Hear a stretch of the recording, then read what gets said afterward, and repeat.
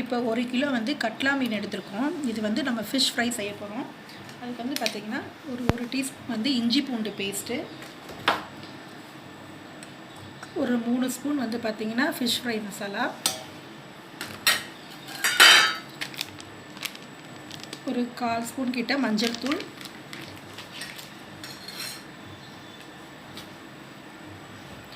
ஒரு ஸ்பூன் கிட்ட வந்து தனி மிளகாத்தூள் போட்டிருக்கேன். போட்டு இது நல்லா கொஞ்சம் நல்லா பரட்டி வச்சுக்கலாம். கொஞ்சம் உப்பு போட்டு நல்லா பரட்டி வச்சுக்கோங்க. பரட்டி ஒரு அரை மணி நேரம் வந்து பார்த்திங்கன்னா ஊற வச்சுட்டு நம்ம எண்ணெயில் போட்டு பொரிக்கிறப்போ ரொம்ப நல்லாயிருக்கும்.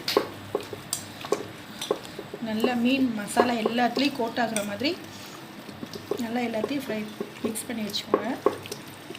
கரெக்டாக ஒரு 20 நிமிஷத்துலேருந்து அரை மணி நேரம் ஊறினதுக்கப்புறம் நம்ம எடுத்து பொரிச்சிக்கலாம்.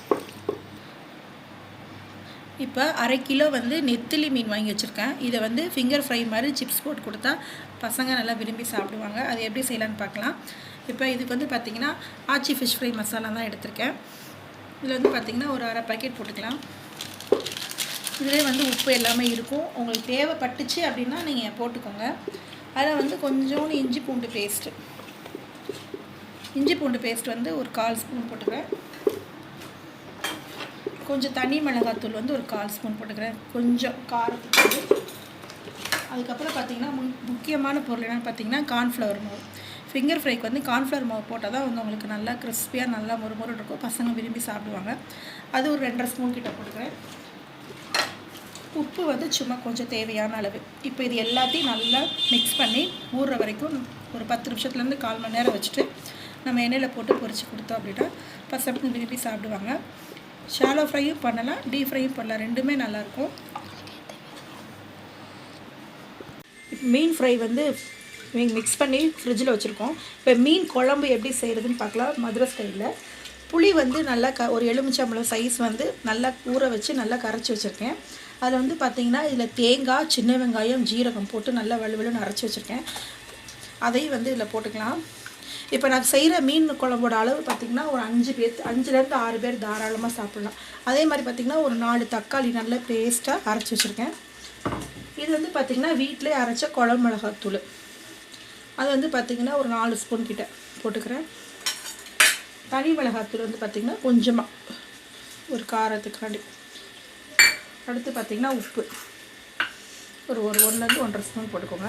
இப்போ இது என்னென்னா எல்லாத்தையுமே நம்ம கையில் தான் நல்லா மிக்ஸ் பண்ணணும். மீன் குழம்பு பொறுத்த வரைக்கும் நல்லா கையில் நல்லா சேர்த்து மசாலா, உப்பு எல்லாம் காரம். இப்போ மஞ்சத்தூள் நீங்கள் வந்து ஏற்கனவே குழம்பு மிளகாத்தூள் அரைச்சிருக்கனால மஞ்சத்தூள் தனியாக போட தேவையில்லை, அதில் இருக்கதே போதும். நல்லா கையில் நல்லா சேர்த்து நல்லா பிசைஞ்சு கரைச்சி கொடுத்து வச்சுக்கலாம். இப்போ எண்ணெய் கடாய் வச்சு எண்ணெய் ஊற்றிருக்கேன். எண்ணெய் காஞ்சிருச்சு. இது வந்து பார்த்திங்கன்னா சின்ன வெங்காயம், கருவேப்பிலை, கொத்தமல்லி, 2 பச்சை மிளகாய் வந்து கீறி வச்சுருக்கேன். அது போட்டு தாளிச்சிக்கலாம்.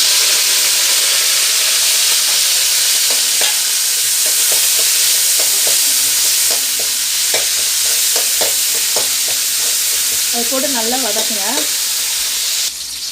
இப்போ நல்லா வெங்காயம், பச்சை மிளகாய், கருவேப்பிலையெல்லாம் வதங்குங்க. நம்ம கரைச்சி வச்சுருக்கோம்ல மசாலா, குழம்பு புளி எல்லாம் அதை வந்து இதில் ஊற்றிடலாம்.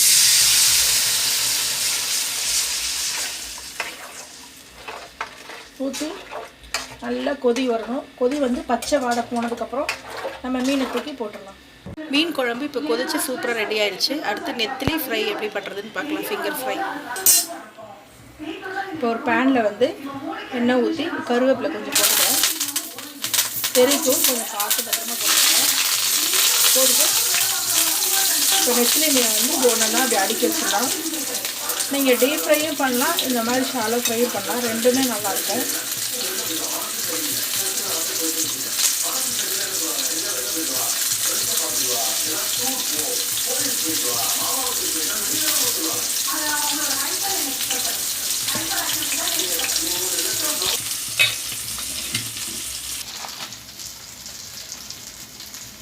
இப்போ மீன் குக் ஆகிக்கிட்டு இருக்க நேரத்தில் இப்போ ரசம் வச்சிடலாம்.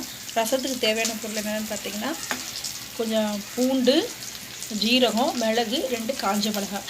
இது எல்லாத்தையுமே சின்ன மிக்ஸி ஜாரில் போட்டு கொஞ்சம் குறை குறைன்னு அரைச்சிட்டு வந்துடலாம். இப்போ மிளகு சீரகம் பூண்டு காஞ்ச மிளகாயெல்லாம் குறைக்குறோன்னு அரைச்சாச்சு. இப்போ புளி வந்து கரைச்சி வச்சுருக்கேன் ஒரு லெமன் சைஸ்க்கு. இதில் வந்து கொஞ்சம் கல் உப்பு போட்டுக்கலாம். கருவேப்பிலை கொத்தமல்லி அதுவும் போட்டுக்கலாம்.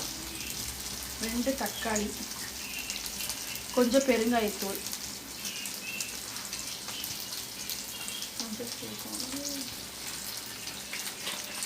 கொஞ்சம் மஞ்சத்தூள் போட்டு இது எல்லாத்தையும் அப்படியே கையிலேயே நல்லா தக்காளி மசிற அளவுக்கு நல்லா கரைச்சிக்கலாம். தக்காளி வந்து கட் பண்ணி போடாதீங்க, முழுசாக போட்டு நல்லா கையில் மெசிச்சு அந்த கருவேப்பிலை கொத்தமல்லி மஞ்சத்தூள் பெருங்காயத்தூள் கல் உப்பு எல்லாம் போட்டு நீங்கள் கையில் பிசைறது அந்த ரசத்தோட டேஸ்ட்டே இருக்குது. தூள் உப்பு போடாதீங்க, அது அவ்வளோவா நல்லா இருக்காது. கல் உப்பு போடுங்க. போட்டுட்டு நல்லா கரைச்சி ரெடி பண்ணி வச்சுக்கலாம். இந்த ரச மிக்சர் வந்து பார்த்திங்கன்னா நல்லா ரெடி ஆயிடுச்சு. இன்னைக்கு வந்து நம்ம தாளித்து விட்டு நுரை கட்டி இறக்கணும்னா ரசம் ரெடி ஆகிடும். நெத்திலி ஃப்ரை நல்லா கிறிஸ்பியாக சூப்பராக சேர்த்து இன்னும் 2 நிமிஷத்தில் எடுத்துடலாம். இப்போ ரசம் வைக்கிறதுக்கு கடாய் வச்சு எண்ணெய் ஊற்றி கொஞ்சம் கடுகு போட்டுக்கலாம். பொரிஞ்ச உடனே நம்ம இடித்து வச்சுருக்கோம்ல மிளகு சீரகம் பூண்டு காஞ்ச மிளகாய் அதை போட்டுக்கலாம். அதை போட்டு சும்மா லைட்டாக ஒரு கருத்து கற்றுக்கோங்க. ரொம்ப தீயை வச்சிடாதீங்க, ரசத்தோட ஸ்மெல்லே வந்து மாறிடும். இப்போ நம்ம கரைச்சி வச்சுருக்கிற புளி தண்ணி தக்காளி ஆற்றி அதில் ஊற்றிடும். அவ்வளோதான். ஊற்றிட்டு நல்லா நுரை கட்டி வரவும் அப்படியே இறக்கிடணும். ரசம் வந்து கொதிக்கக்கூடாது. ஸோ இப்படி நல்லா நுரை கட்டவும் ஆஃப் பண்ணிடலாம். இப்போ சாப்பாடு சண்டே சமையல் எல்லாம் ரெடி ஆகிடுச்சு. என்னென்னு பார்த்துலாம். சூடாக சாப்பாடு, ஃபிஷ் ஃப்ரை, நெத்திலி ஃபிங்கர் ஃப்ரை, மீன் குழம்பு, ரசம். வாங்க சாப்பிட்லாம்.